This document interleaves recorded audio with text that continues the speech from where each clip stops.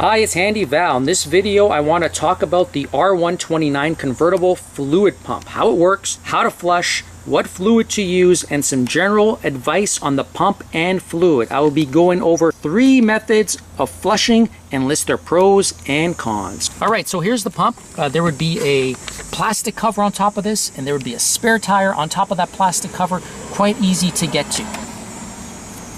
So let's first get the lay of the land. This pump was used in R129s from 1990 to 1996. Then there was another pump from 97 to the final run of the R129. The difference between the early pumps and those later pumps is this right here. There's 2 lines and there's this 3rd line coming out of the cap. The later pumps did not have this line going through the cap. The pump pumps the fluid through these 2 sturdy lines. It pushes it out of the reservoir, not into the reservoir. In replacing the fluid, there's 0 need to touch any of these 2 lines. The return line is this one. There's 2 filters with this pump. There's one inside the reservoir that's attached somehow to these 2 lines. So when fluid is going to the hydraulic cylinders, it's getting filtered as it exits, which is quite smart. But Mercedes engineers have one-upped this one filter logic as well. Now on the return line, as the dirty fluid is coming back in, it's also getting filtered. I'm going to show you that. All right, so let's try to show you the filter that's here, and then we can look inside here. Now the other thing to note here, it actually looks dirty, but it's actually quite clean. What I have in here is clean fluid. So let's do that. So it's pretty simple here. You're just going to need to turn this, okay? All right, you can kind of see it just kind of comes out.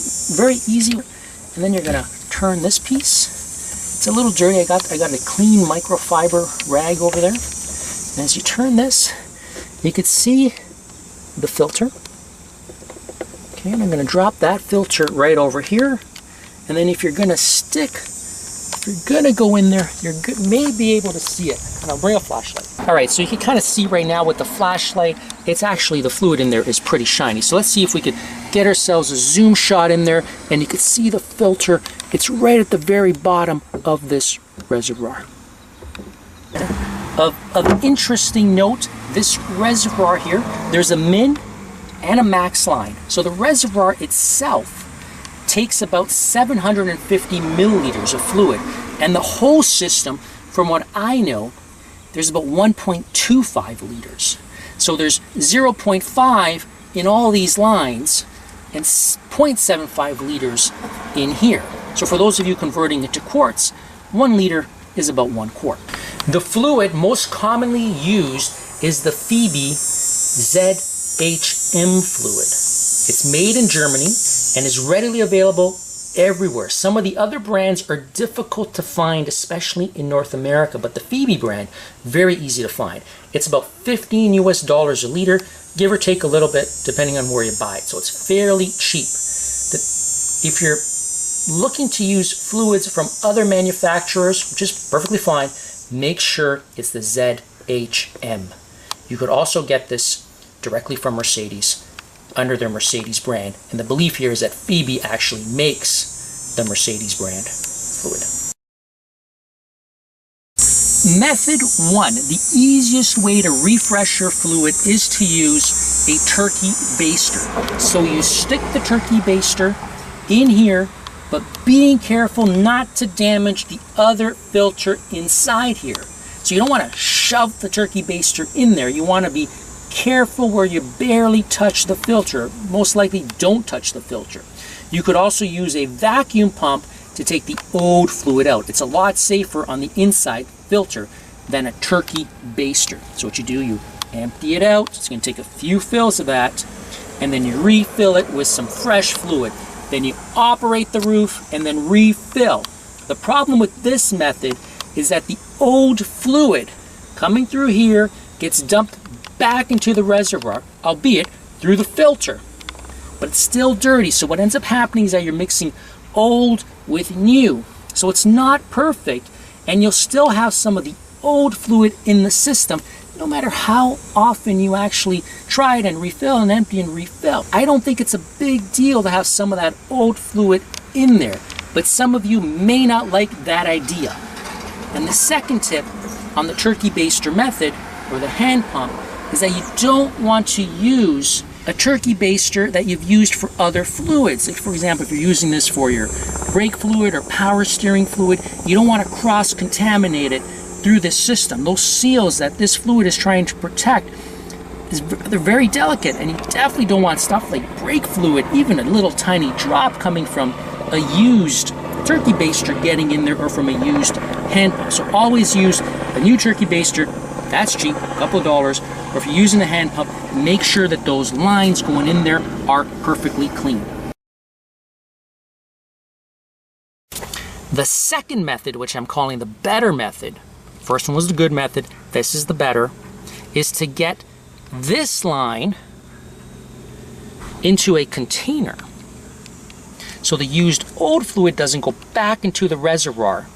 Then you need to make sure that there's always fresh fluid in here at all times, and that you don't run the system dry. So as you run the system, old fluid's going to squirt out from here. You're going to put it into a container. It's going to be recycled or thrown away. Use it a couple of times, refill with some of the new stuff, and this ensures that the old fluid doesn't contaminate the new fluid. However, this method isn't perfect, as there's still going to be some fluid remaining at the bottom, and that's where some of the sediment lies.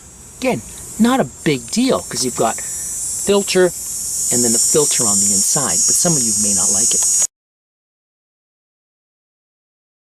The third method, which I'm calling the best method, will involve you emptying out the reservoir and washing the reservoir. Now, to do this, you need to unscrew the clamp here. This seems easy, but you may open yourself up to other problems.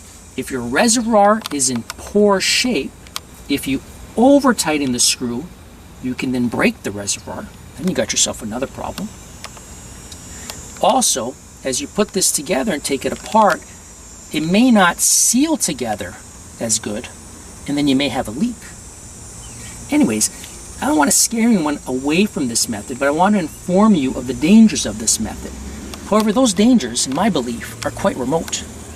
On eBay, used working pumps sell for about $200 US, and if you could find old new stock, they sell for upwards of $1,000 US, but realistically sell closer to $700 US. Now, these pumps with regular fluid refills, as I mentioned here, either step 1 or 2 or 3, are quite solid and very, very rarely fail. For regular maintenance, like every year, use the turkey baster or hand pump to drain most of the reservoir, fill with new, and just be done with it. It's $15 US a year with one bottle, and in my mind, your system and seals will be happy with this constant refresh of new liquid. But if the fluid is really dirty, or if you have just installed new cylinders, I think you need to use at least method 2, or even better, method 3. On the screen, you'll see a DIY roof related content from the Handy Val channel that I think you'll find just as useful. Thanks for watching. Bye for now. Handy Val.